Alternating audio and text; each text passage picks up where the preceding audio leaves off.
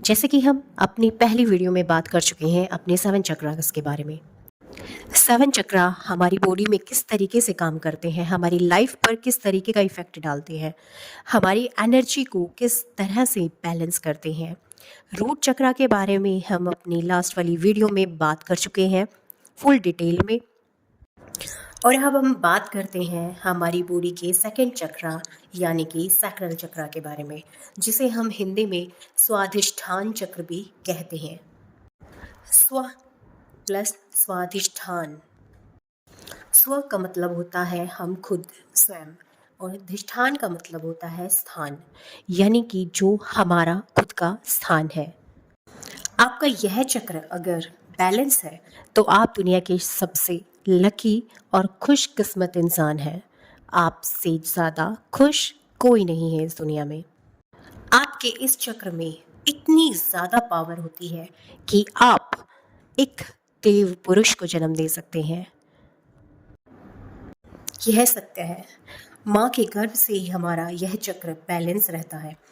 इसी चक्र से हमें डीएनए जो पीढ़ी दर पीढ़ी हमें मिलता है, चाहे वो डर हो या बच्चा ना पैदा कर पाने की पावर हो, कैपेबिलिटी हो, या कोई कार्मिक कर्ज हो, लाइक हमारे इमोशंस, हमारी फीलिंग्स और हमारा डर।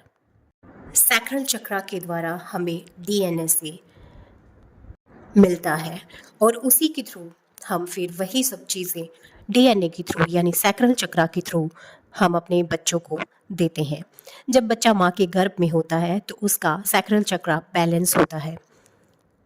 इसीलिए जब भी कोई बच्चा माँ के गर्भ में होता है तो उसे डॉक्टर और अपने परिवार के लोग सलाह देते हैं कि आप अपने वूम पर हाथ रखिए और पॉजिटिव अफर्मेशंस मंत्र या पॉजिटिव चीज़ें अपने बच्चे के साथ कीजिए, या उनसे बातें कीजिए, या पॉजिटिव चीज़ देखिए, या पॉजिटिव चीज़ सुनिए। ये सब चीज़ें इसलिए बोली जाती हैं क्योंकि माँ के गर्भ से बच्चे का जो सैक्रल चक्रा होता है वो अटैच होता है और उसी के थ्रू बच्चा हर चीज़ को अपने डीएनए में लेता है, उसके डीएनए में जाता है।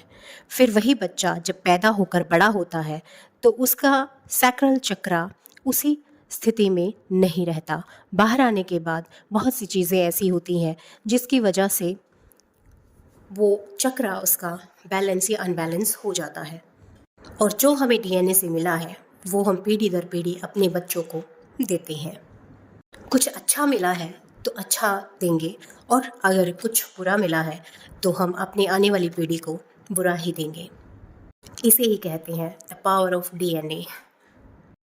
आपने देखा होगा कि अक्सर कुछ लोगों की ज़िंदगी में बार बार कुछ पैटर्न्स आते हैं, बुरी चीज़ें होती रहती हैं।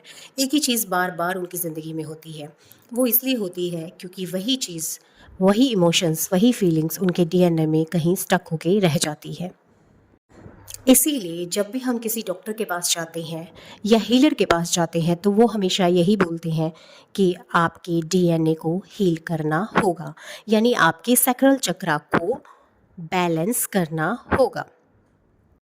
अब ये सब चीज़ें तो ठीक है, लेकिन हम पता कैसे करें कि हमारा सैक्रल चक्रा यानी स्वाधिष्ठान चक्र बैलेंस है, अनबैलेंस है या कम एक्टिव है? कैसे पता करें?